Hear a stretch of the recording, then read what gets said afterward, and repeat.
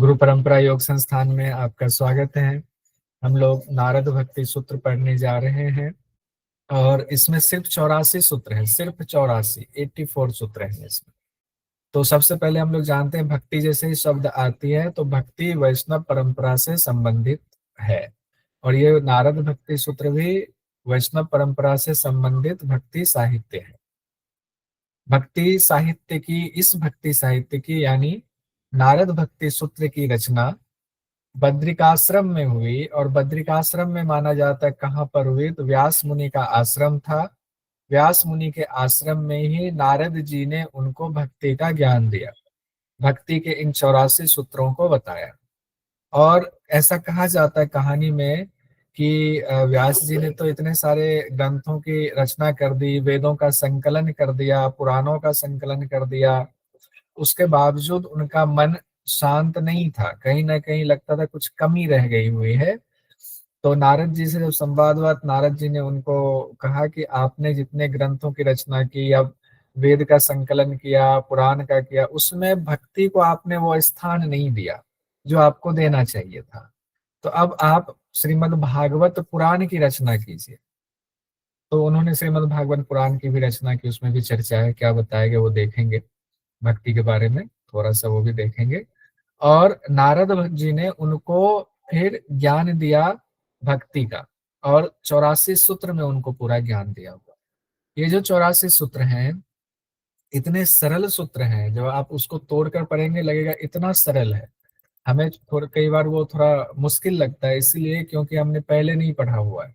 तो पहली बार सामने आता है तो लगता है थोड़ा मुश्किल होगा, जबकि मुश्किल नहीं। तो कहाँ पर नारद भक्ति सूत्र की रचना हुई, तो बद्रिकाश्रम में नारद जी आए हुए थे घूमते घूमते व्यास जी के आश्रम में। तो व्यास जी ने उनसे पूछा था, कहा था कि देखिए, भक्ति के बिना तो सब सूखा है। मनुष्य मुक्ति चाहता है, वेद पढ़ के भी मुक्ति नहीं मिल पा रही है उनको। तो मुक्ति कैसे मिले? मुक्ति के बिना जैसे लगता है कुछ ना कुछ कमी रह गई हुई है। तो उन्होंने कहा कि एकमात्र भक्ति ही ऐसा रास्ता है जो मोक्ष में सहायक हो सकता है, मोक्ष या मुक्ति दिला सकता है। तो आप हमें भक्ति का गुण समझाइए। तब उन्होंने कहा, यानी नारद जी ने क्या कहा, पहले देखिए, जैमिनी जी का नाम लिया कि आपके शिष्य जैमिनी जी ने पूर्व मीमांसा में कर्म के सिद्धांत को समझाया है। कर्म सिद्धांत है पूर्व मीमांसा में। और व्यास जी के बारे में कहा कि आपने खुद उत्तर मीमांसा में ज्ञान की समस्या का अन्वेषण किया हुआ है, यानी उपनिषद के बारे में जिन्होंने ब्रह्म सूत्र की रचना की उसकी चर्चा की है उत्तर मीमांसा में। अब आप जो है भक्ति को लेकर के चर्चा कर रहे हैं, तो भक्ति का प्रश्न आप श्रीमद् भागवत में कीजिए। श्रीमद् भागवत पुराण की रचना का आदेश नारद जी ने दिया, किनको? व्यास जी को दिया था। फिर नारद जी ने उनको 84 सूत्र में भक्ति के बारे में समझाया कि भक्ति क्या है, भक्ति को अच्छे से आप जान लीजिए। अब जब हम श्रीमद् भागवत पुराण उठाते हैं, जब उसकी शुरुआत आप करेंगे, बहुत सुंदर शुरू से पढ़ेंगे, आनंद आएगा। उसके प्रथम खंड में कहा गया है, बहुत लंबी कहानी है, मैं उतने में नहीं गया, मैंने बहुत छोटे में 4 लाइन में लिखा हुआ है कि नारद जी जब धरती पर भ्रमण कर रहे थे तो वृंदावन में जब पहुंचे तो वहां उन्होंने एक दृश्य देखा कि एक सुंदर सी महिला है और उनके सामने 2 बुजुर्ग लेटे हुए अनमने से हैं, और वो उनको देख करके बड़ी विलाप सी कर रही है और दुखी सी हैं कि क्या हो गया इनको। तो नारद जी को कौतुक हुआ, नारद जी ने पूछा तो पता चला, उन्होंने कहा कि जो वो सुंदर सी स्त्री थी, युवती दिख रही थी, वो भक्ति थी, और उनके दोनों पुत्र थे, वो ज्ञान और वैराग्य थे। तो वो कह रही है कि मैं तो यहाँ आकर के वृंदावन में बिल्कुल नवयुवती हो गई हूँ, भक्ति कह रही है, लेकिन मेरे दोनों पुत्र ज्ञान और वैराग्य जो हैं ये कैसे बूढ़े से हो गए? बूढ़े हो गए तो हो गए, ये तो शरीर भी इनका कमजोर सा हो गया है, तो उठ भी नहीं रहे, ऐसे मतवाले से पड़े हुए हैं, उठते हैं फिर सो जाते हैं, ऐसे मतलब बड़ी दयनीय स्थिति है। तो एक मास से ये नहीं देखा जा रहा है, हमें कुछ उपाय बताइए। तो उनकी लंबी दोनों की बातचीत है। फिर उनकी मुक्ति के लिए नारद जी जगह जगह भटक रहे हैं, भटकते भटकते उनको सनत कुमार मिलते हैं। और सनत कुमार फिर उनको कहते हैं कि नारद जी, आपको तो सब पता है, आप तो भक्ति मार्ग के जाने माने पंडित हैं, आपको तो भक्ति के बारे में पता है, तो आप क्यों नहीं उसी भक्ति का गुणगान करते हैं? भक्ति का गुणगान करेंगे तो ज्ञान और वैराग्य कलयुग में खत्म हो चुका है, उसकी पुनर्स्थापना होगी। तो कहा क्या करें? कहा आप जाइए हरिद्वार, हरिद्वार में आप भागवत की कथा सुनाइए। तो भक्ति के लिए भागवत की कथा सुनाइए। तो हरिद्वार में जाकर के नारद जी ने भागवत की कथा सुनाई, और वहीं पर भक्ति भी पहुंच गई और ज्ञान और वैराग्य भी आए। और वहां पर जब ये पता चला, पूरे चारों दिशाओं में बात फैली, तो ऋषि मुनि बड़े बड़े देवता वहां पहुंच गए कि भागवत की कथा होने वाली। तो ज्ञान और वैराग्य फिर से उनको नया जीवन मिला हुआ है। आध्यात्मिक कहानी है, बहुत सुंदर है, कभी मौका मिले तो जरूर पढ़िएगा। अब हम लोग सीधे आते हैं नारद भक्ति सूत्र में। जो 84 सूत्र है जो कि नारद जी ने व्यास जी को बताया हुआ है, उसको हम लोग देखते हैं। अब स्वामी शिवानंद जी ने, यानी ऋषिकेश में जो स्वामी शिवानंद जी हैं, जिनके बारे में हम लोग अपने सिलेबस में भी पढ़ते हैं, उन्होंने किस तरीके से 84 सूत्र का वर्गीकरण किया है वो एक बार एक नजर में देखिए। कहा गया पहले जो 24 सूत्र हैं शुरुआत के, वो भक्ति के चरित्र का वर्णन है। उसके बाद 25वें से 33वें सूत्र तक, यानी 9 सूत्रों में कर्म ज्ञान और योग से सर्वश्रेष्ठ से उत्तम है भक्ति, ये बताया गया। किससे? कर्म से, ज्ञान से, योग से भक्ति श्रेष्ठ है, ये 9 सूत्रों में बताया गया, 25वें से लेकर 33वें तक में। फिर अगले 17 सूत्रों में, यानी कि 34वें से लेकर 50वें सूत्र तक में, उन विधियों का वर्णन किया गया है जिसके द्वारा कि आप भक्ति को प्राप्त करेंगे। भक्ति करेंगे कैसे, अभ्यास में क्या क्या होगा, कैसे उसका विकास होगा, ये सारी बातें कही गई हैं। फिर उससे अगले 16 सूत्रों में कहा गया है, जिसमें 51वें से लेकर के 66वें सूत्र तक में बाह्य लक्षणों का वर्णन किया गया है, जिससे आपको पता चले कि हाँ भक्ति सही दिशा में जा रही है नहीं। एक भक्त के क्या लक्षण होते हैं, कैसे पता चले कि हाँ भक्ति सही चल रही है, तो वो सारी चर्चा यहाँ पर है। फिर अंतिम जो 18 सूत्र है, 67वें से लेकर के 84वें सूत्र तक, उसमें महान आत्मज्ञानी आत्माओं का गुणगान है, जो कि भगवान के प्रति पूर्ण भक्ति में रमे हुए हैं। अब इसको एक एक करके हम लोग देखते हैं। तो हमने देखा कितने सूत्र हैं, कुल 84 सूत्र हैं। किसमें? नारद भक्ति सूत्र में 84। और अब इसको लेकर के एक बात आती है कि कितने अध्याय में बटा हुआ है। तो देखिए, ऐसे कोई अध्याय नहीं दिया हुआ मूल ग्रंथ, जो अगर आप देखेंगे कोई अध्याय की चर्चा नहीं, सिर्फ 84 सूत्र है। लेकिन व्याख्याकारों ने उसके सूत्रों को देख करके और उनके विषय को देख करके, कई लोग 9 अध्याय में, कई लोग 10 अध्याय में बांट देते हैं। इनको और भी नामों से पुकारा जाता है, जैसे कि नारद स्मृति, नारद पंचरत्न नाम से, नारद भक्ति सूत्र नाम से, भक्ति सूत्र नाम से, नारद सूत्र नाम से, और भी कई नाम हैं इसके नारद भक्ति सूत्र के। कोई अध्याय नहीं है, ये हम लोगों ने देख लिया। अब एक एक जो इम्पोर्टेंट सूत्र है उसको देखते हैं हम लोग।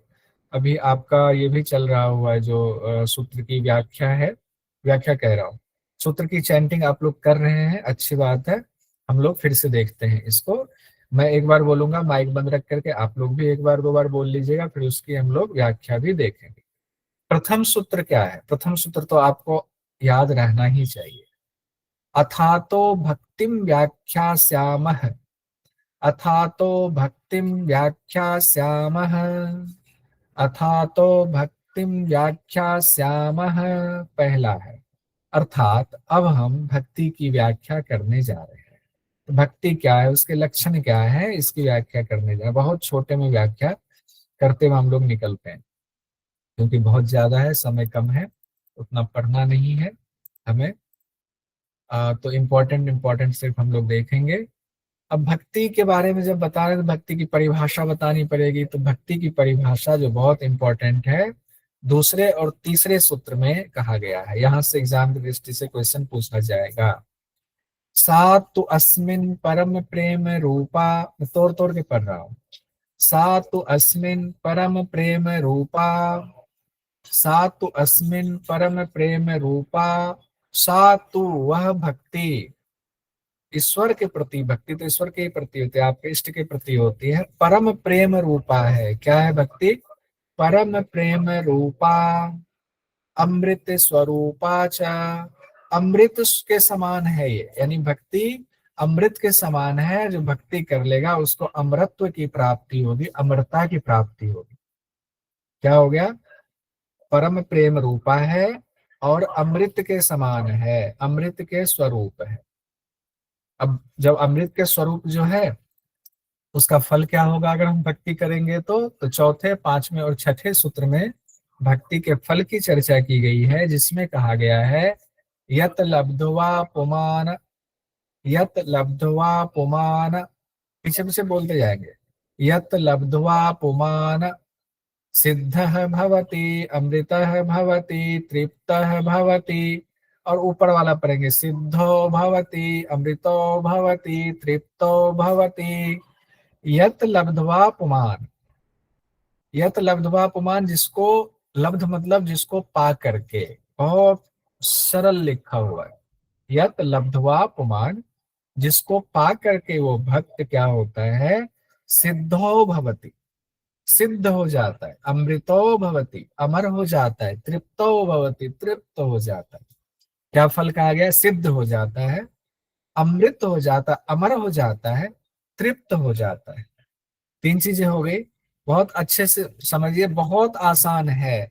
क्योंकि पहली बार पढ़ेंगे तो लगेगा कि पहली बार पढ़ रहे हैं, पता नहीं क्या है, लेकिन बहुत आसान, बड़ा आनंद आता है और मन निर्मल हो जाएगा। भले ही कुछ समय के लिए, जब तक इसका असर रहेगा निर्मल होगा, अगर रोज रोज इसको पढ़ने लग जाए तो हमेशा के लिए निर्मल हो जाएगा। फिर पांचवें सूत्र में कहा गया है यत प्राप्य न किंचित वांछति न सोचति न द्वेष्टि न रमते न उत्साही भवति।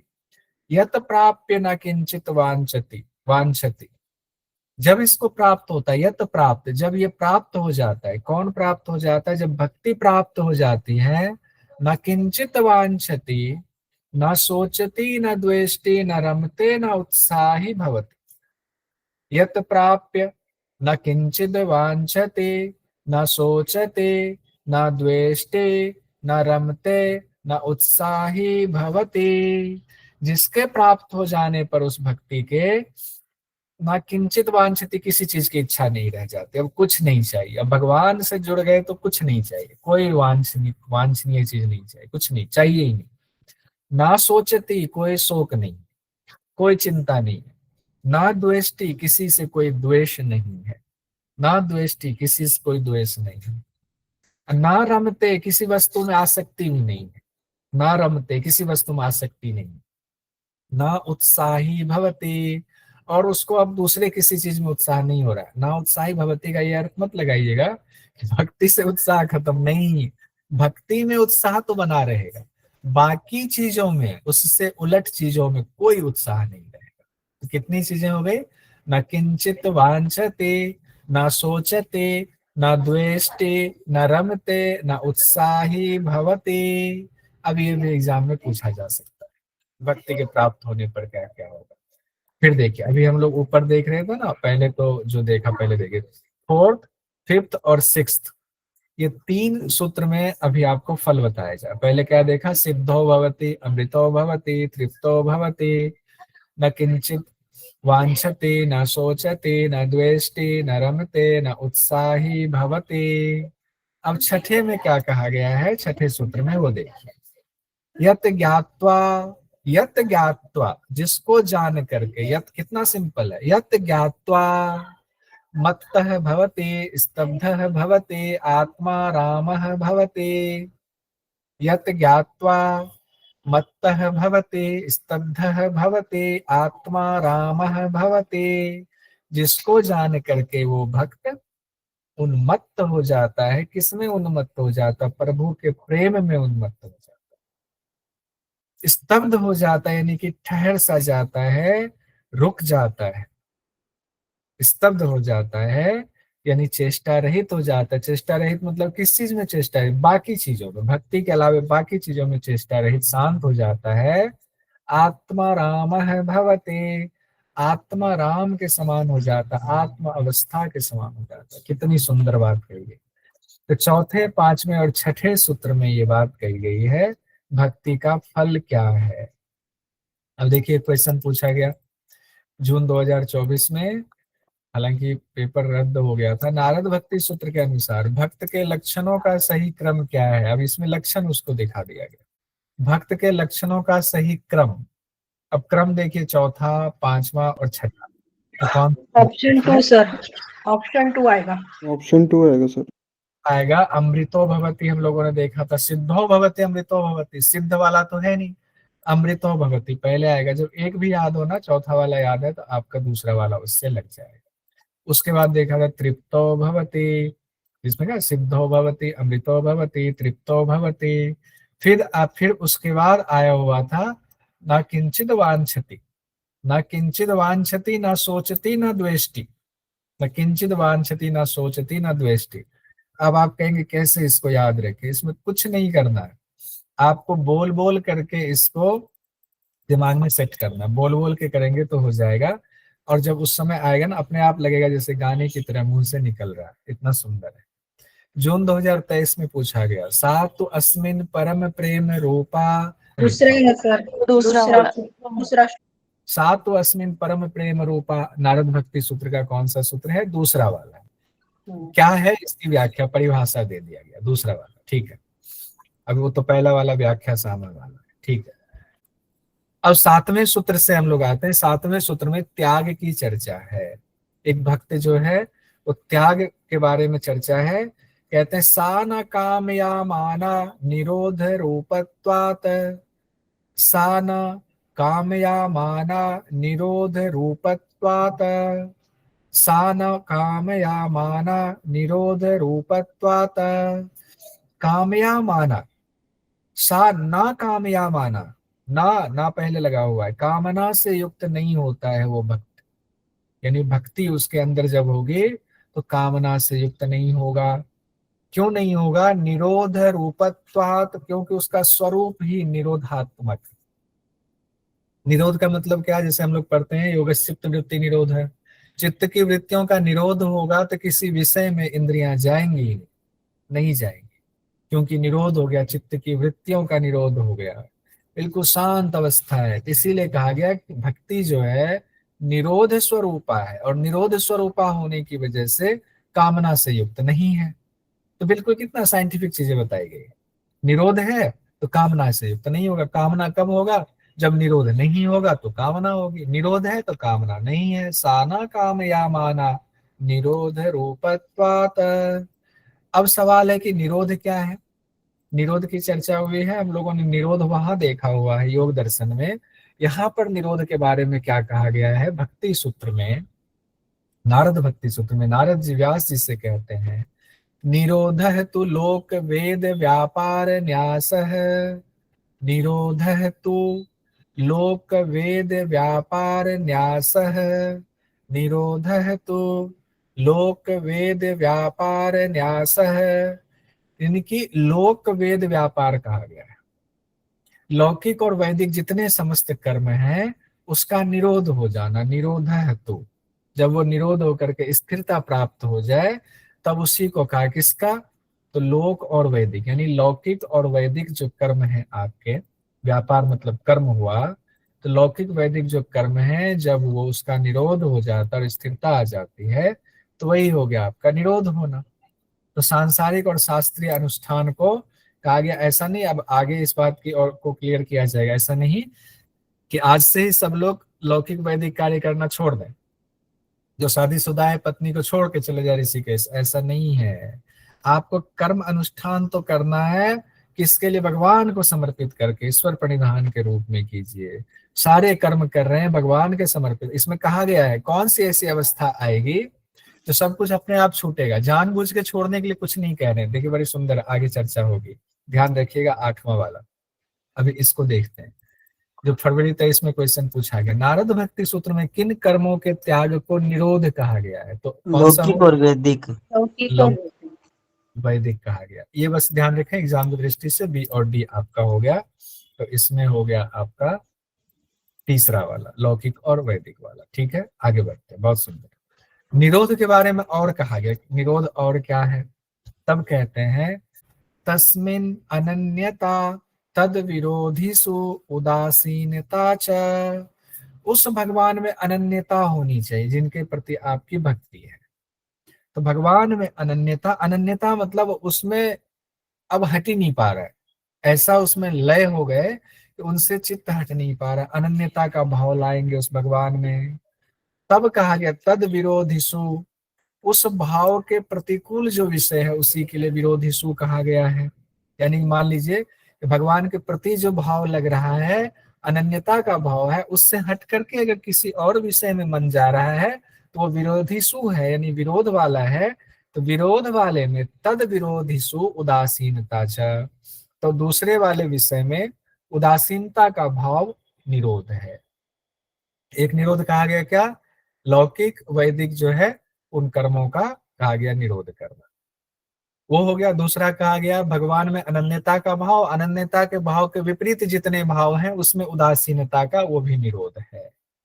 अब सवाल आया कि यहाँ अनन्यता क्या है, तो यहाँ पर अनन्यता को समझाते हुए कहते हैं नारद जी, अन्य आश्रयानाम त्याग अनन्यता, अन्य आश्रयानाम त्याग अनन्यता, दूसरे आश्रयों का त्याग ही अनन्यता है।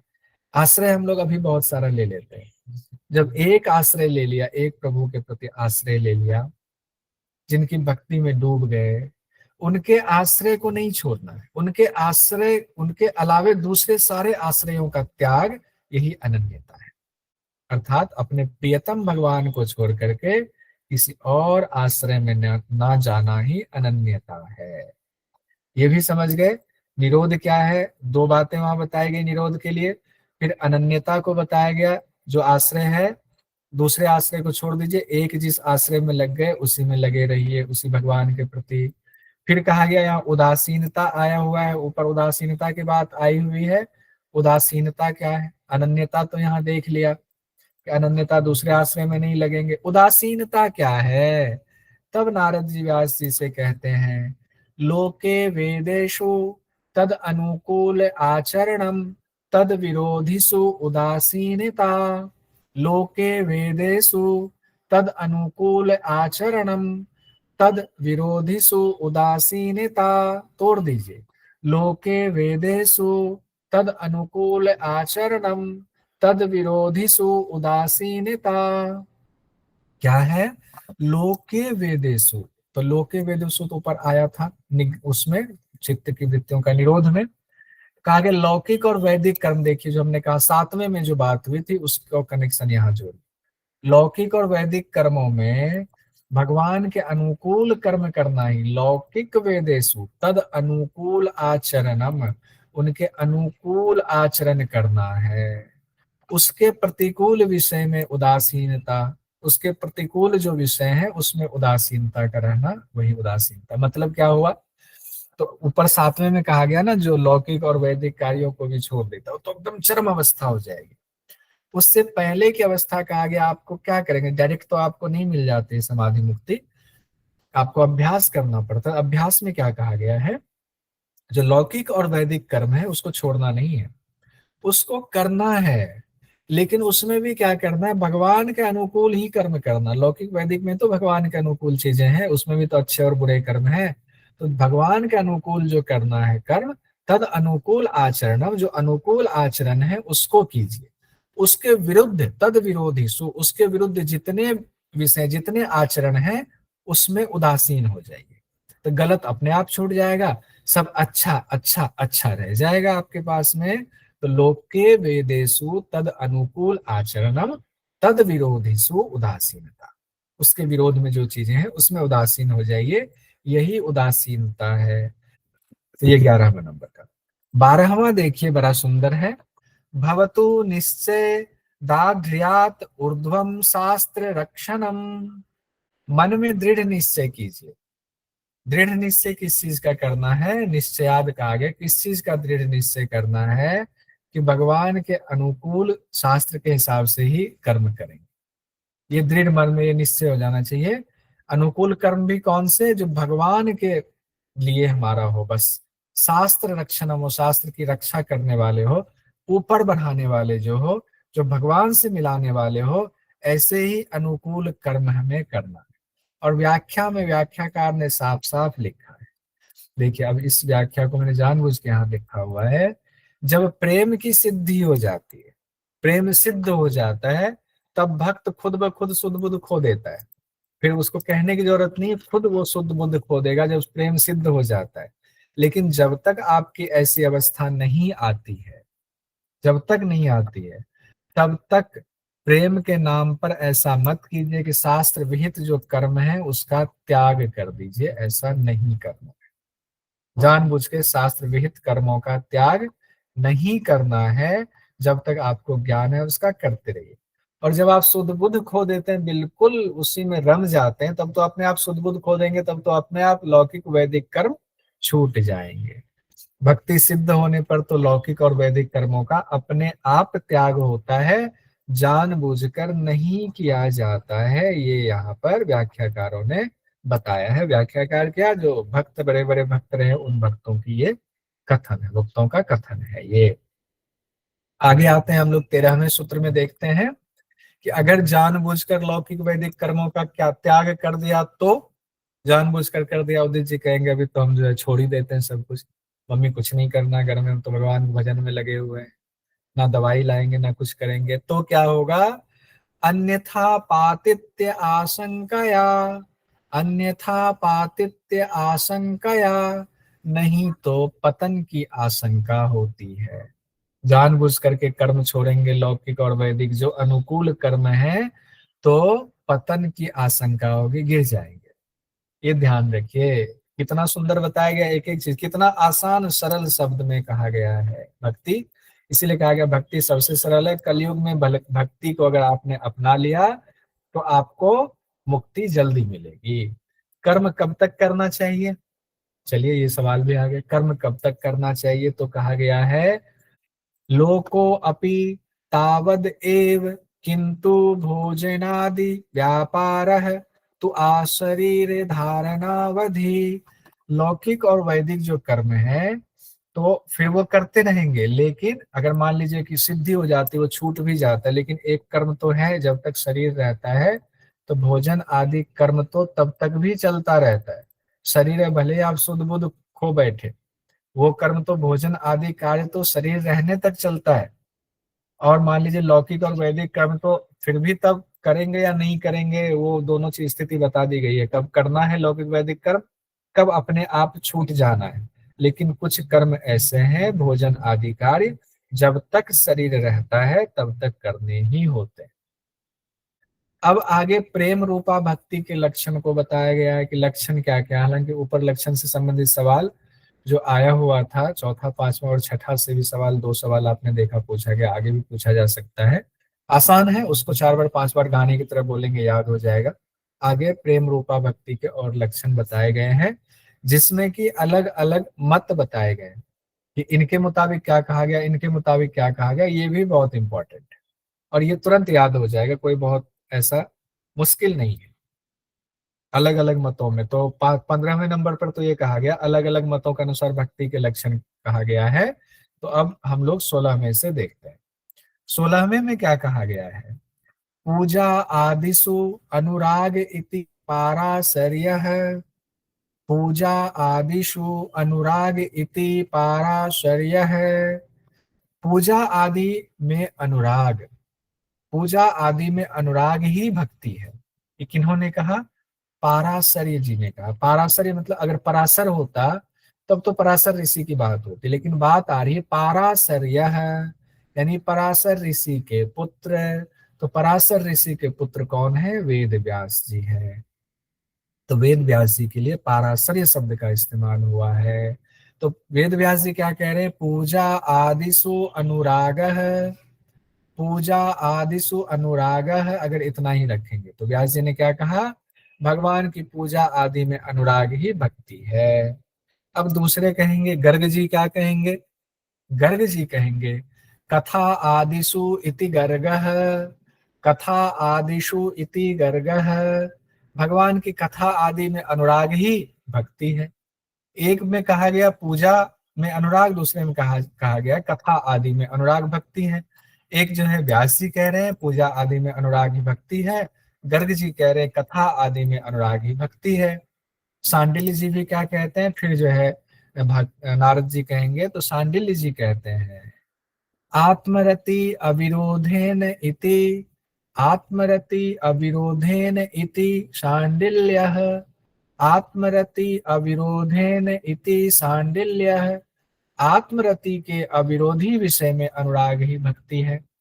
आत्मरति के अविरोधी, उसके विरोध में नहीं वाला जो विषय है उसमें जो अनुराग है वही भक्ति। यानी कि आत्मा में आप रमे हुए हैं तो उसके विपरीत जो विषय है उसको छोड़ दीजिए। मतलब नहीं, उसके नहीं वाले जो विरोधी यानी उसके सहायक जितने विषय हैं उसमें जो अनुराग है वही भक्ति। अर्थात फिर से देखिए, आत्म स्वरूप में रत रहना ही आत्मरति हो गया, और इसी में लगे रहने में सहायक जो विषय है उसमें अनुराग होना भक्ति है। मान लीजिए कि मैं भगवान के पूजा करने रोज मंदिर जा रहा हूं, एक बात कह रहा हूं, बैठ के वहां आत्मा का दर्शन करता हूं, आत्मानुसंधान करता हूं, 4 लोग मुझे मिले, 4 में से 2 ने कहा बहुत अच्छा करने जा रहा हूं, मैं भी साथ चलता हूं, अच्छा उन्होंने सराहना कर दी, तो उस विषय में अनुराग, उन दोनों के प्रति अनुराग अच्छी बात है।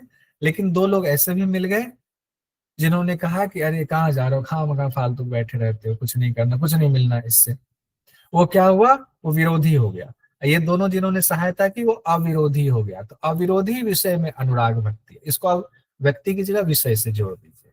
तो आत्मरति, आत्म स्वरूप में रत रहने वाले जो विषय है उसमें सहायक विषय है, उसमें अनुराग भक्ति। और तीनों देखिए, व्याख्या देखिए, पूजा आदिशु अनुराग है, ये किन्होंने कहा, वेद व्यास जी ने। कथा आदिशु, कथा आदिशु में रत रहना, ये किन्होंने कहा, गर्ग जी ने कहा। फिर आत्मरति अविरोधेन इति किन्होंने कहा, सांडिल्य जी ने कहा।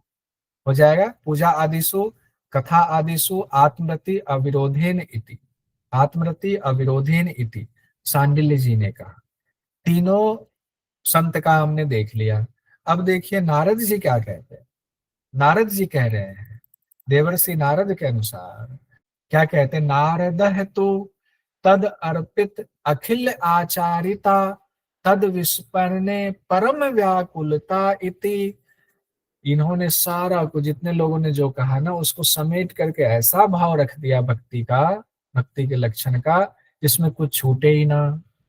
सभी कर्म उसके चरणों में अर्पित कर दीजिए तो तद अर्पित अखिल आचारिता, जितने अच्छे आचरण आपके हैं सारे आचरण को उनके चरणों में समर्पित कर दीजिए। किनके, अपने इष्ट के। और अर्पित करने के बाद अगर क्षण भर के लिए भी विस्मरण हो जाए उनका, उस प्रभु का, तो परम व्याकुलता की स्थिति हो जाए। ऐसे कैसे हो गया, ऐसे कैसे में 1 सेकंड के लिए अपने प्रभु का विस्मरण हो गया, ऐसा हो कैसे सकता है। वो व्याकुलता आ जाए आपके अंदर, वो व्याकुलता आ जाए, तद विस्मरण है। विस्मरण जरा सा भी हो तो व्याकुलता, व्याकुल हो गए उनके लिए, यही कहा गया भक्ति है। फिर आगे कहते हैं नारद जी, अस्ति एवं अस्ति, ठीक ऐसा ही है। अपनी बात को और दृढ़ करने के लिए कि तू तद अर्पित अखिल आचारिता, तद विस्मरणे परम व्याकुलता इति, ये स्थिति यही ठीक है। अपने सारा कुछ, सारे कर्म उनके चरणों में अर्पित कर दीजिए, और उसके बाद विस्मरण उनका हो जाए। उनका अगर विस्मरण हो जाए तो विस्मरण होने की स्थिति में परम व्याकुलता आपके अंदर आ जाए, यही भक्ति का लक्षण है। अब चारों हो गया, इस चारों का आप टेबल बना लीजिएगा। टेबल बना लेंगे तो बड़ा अच्छा होगा।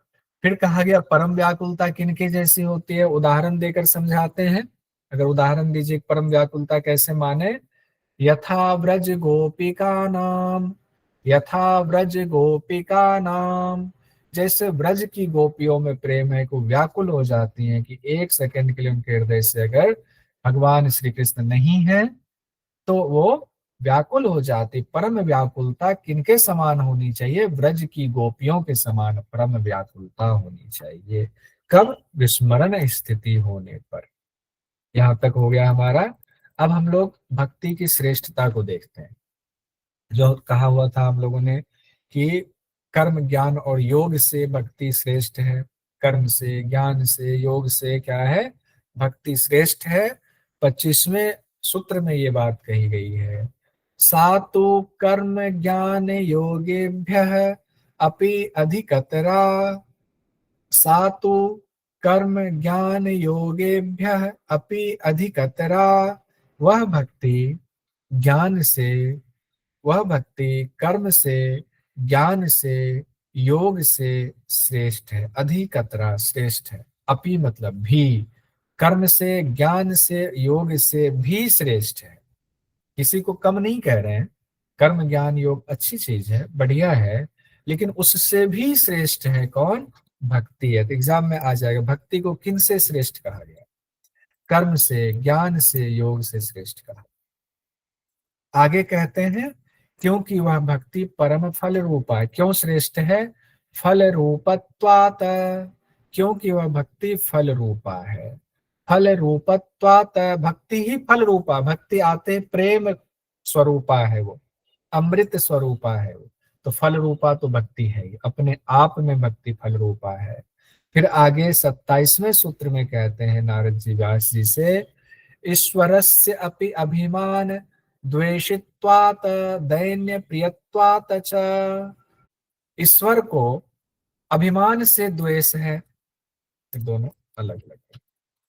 ईश्वर को अभिमान से द्वेष है। अगर आपको किसी चीज का अभिमान हो गया कि मैं तो इतना अच्छा हूँ, इतना अच्छा गा लेता हूँ, इतना अच्छा पढ़ लेता हूँ, इतना बड़ा विद्वान हूँ, तो अभिमान है, तो ईश्वर को आपके अभिमान से द्वेष है। और दैन्य से प्रिय भाव है।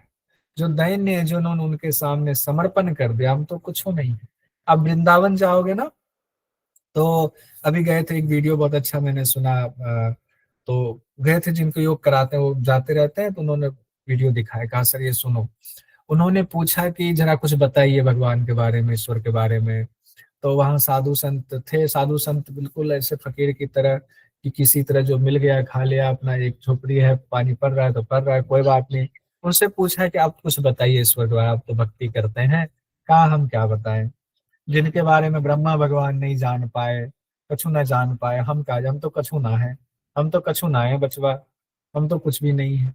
मतलब उनमें कोई अभिमान का भाव ही नहीं, हम तो कुछ भी नहीं, बस भजन कीजिए, हम करते हैं, आपको भी कीजिए, आप भी भजन कीजिए, बस। उनको कैसे जान पाएंगे? ये दैन्य भाव है, प्रेम भाव है। ऐसे दैन्य भाव से भगवान को प्रिय होता है, उनके प्रति प्रेम होता है। लेकिन अभिमान हो गया, मैं तो बहुत बड़ा भक्त हूँ, मुझसे बड़ा भक्त कोई नहीं है, उससे भगवान को द्वेष है। ईश्वरस्य अपि अभिमान द्वेषित्वात् दैन्य प्रियत्वात् च। ईश्वर को भी अभिमान से द्वेष और दैन्य से प्रिय भाव है। अब आगे भक्ति का साधन क्या है ये बताया गया। भक्ति का साधन क्या है? तो कहते हैं कि भक्ति कैसे करें। अब इतनी चीजें भक्ति के बारे में हो गई, भक्ति की परिभाषा हो गई, लक्षण हो गया, सारी चीजें हो गई, तो भक्ति का साधन कैसे करें? तब कहा गया है आचार्यों के मत में कि भक्ति का साधन ज्ञान ही है। कैसे? तस्य ज्ञानव एव साधनम इति एके। तस्य ज्ञानव एव साधनम इति एके। एकमात्र जो साधन है वो ज्ञान है। भक्ति का साधन क्या है? ज्ञान। ज्ञान, कर्म से, ज्ञान से सबसे श्रेष्ठ बता दिया गया, लेकिन ज्ञान के बिना भक्ति नहीं। तो साधन क्या है? ज्ञान। ज्ञान भी किसका गया? ऐसा अहंकारी वाला ज्ञान नहीं कि शास्त्र पढ़ लिया मैं तो वेद का ज्ञानी, हो वाला ज्ञान नहीं। ज्ञान होना चाहिए उनको, असल ज्ञान होना चाहिए। कैसे? देखिए फिर ज्ञान के बारे में आगे कहते हैं कि भक्ति और ज्ञान एक दूसरे के आश्रित हैं। ये बात भी आ गया, भक्ति और ज्ञान एक दूसरे के आश्रित हैं। अन्योन्य आश्रयत्वम इति अन्ये। अन्योन्य आश्रयत्वम इति अन्ये। अन्योन्य संबंध है दोनों में। क्या संबंध है? एक दूसरे के आश्रित है, एक दूसरे के बिना नहीं रह सकते। भक्ति और ज्ञान, भक्ति और ज्ञान एक दूसरे के बिना नहीं रह सकते हैं। फिर कहते हैं स्वयं फल रूपता इति ब्रह्म कुमाराः। स्वयं फल रूपता इति ब्रह्म कुमाराः। ब्रह्म कुमारा कहते, ब्रह्म कुमारों के मत में भक्ति स्वयं ही फल रूपा है। ब्रह्म कुमारों में सनत कुमार, नारद जी सारे आ जाएंगे। स्वयं फल रूपता इति ब्रह्म कुमारा। ब्रह्म कुमारों के मत में भक्ति स्वयं फल रूपा है। जून 25 में क्वेश्चन पूछा गया, अभी क्वेश्चन पूछा गया, नारद भक्ति सूत्र के अनुसार कौन एक दूसरे पर आश्रित है? लीजिए, भक्ति और ज्ञान। ज्ञान भक्ति और ज्ञान एक दूसरे पे आश्रित है। क्या है उसका सूत्र? सूत्र क्या है? अन्योन्य आश्रितत्वम इति अन्य, और उसके ऊपर कहा गया तस्य ज्ञानम एव साधनम इति एके। तो ज्ञान और भक्ति एक दूसरे पर आश्रित है। कैसे कैसे चीजें पकड़ के क्वेश्चन पूछिए, देख रहे हैं, एकदम जो की पॉइंट है उसको पकड़ के क्वेश्चन पूछा जा रहा है। पूरा तैयार किया है, हाँ, तभी अच्छे से तैयार कर दिया इसको, अब नहीं बहुत अच्छा छूटेगा। किया है सर आपने ये तैयार, बहुत ही सुंदर। अब अच्छा है समझ ना? नहीं आ रहा है क्या है नारद भक्ति सूत्र। कितना अच्छा, कितना आसान है, कितना सरल भाषा है ना? जैसे आपने भक्ति, बनाया है सरल भाषा तो इसे। अरे नहीं, नारद जी भगवान ने देखिए इतना सरल भाषा दिया हुआ। अब आगे देखिए, आगे करें कि रहने दें? प्रेम रूपा भक्ति के साधन और सत्संग की महिमा, ये भी देख लेते हैं थोड़ा सा। अब प्रेम रूपा जो भक्ति है, जिसके बारे में कहते हैं प्रेम रूपा कहा गया है, तो उस प्रेम रूपा भक्ति के और साधन क्या क्या है, और सत्संग की महिमा क्या है, ये बताया। यानी सत्संग को बड़ा इंपॉर्टेंस दिया गया, संतों का संग बहुत जरूरी है। कहते हैं तस्याह साधनानि गायन्ति आचार्याः, तस्याह साधनानि गायन्ति आचार्याः। फिर आगे कहते हैं, यानी आचार्य लोग गाते हैं ना, उस साधन में आचार्यों का संग होना बहुत जरूरी है। आचार्य के बिना नहीं होगा, उनकी भक्ति करनी है। 35 में से देखिए, वह भक्ति विषय त्याग और संग त्याग से संपन्न है। तत् विषय त्यागात संग त्यागात च, वह भक्ति विषय त्याग और संग त्याग से संपन्न है। अब यहाँ से क्वेश्चन बन जाएगा, भक्ति किससे संपन्न है? विषय त्याग से संपन्न है, संग त्याग से संपन्न है। फिर कहा गया है अवाय वृत्त भजनात् अखंड भजन। अवाय वृत्त का मतलब होता है अखंड भजन। अखंड भजन नहीं कि गाते ही जा रहे हैं, अखंड भजन तो मन से भी होता है। अब भोजन तो करेंगे शरीर चलाने के लिए, ऊपर कह दिया गया है, शरीर आदि जो कर्म है वो तो करेंगे, लेकिन कभी भगवान का संग नहीं छूटना है, यानी कि अखंड भजन मन से चलता रहेगा।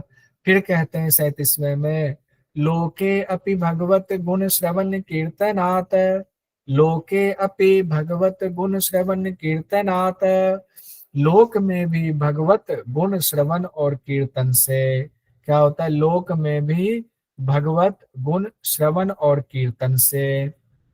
फिर आगे कहते हैं मुख्यतः तू महात कृपया, मुख्यतः तू महत कृपया एव भगवत कृपा लेसात वा।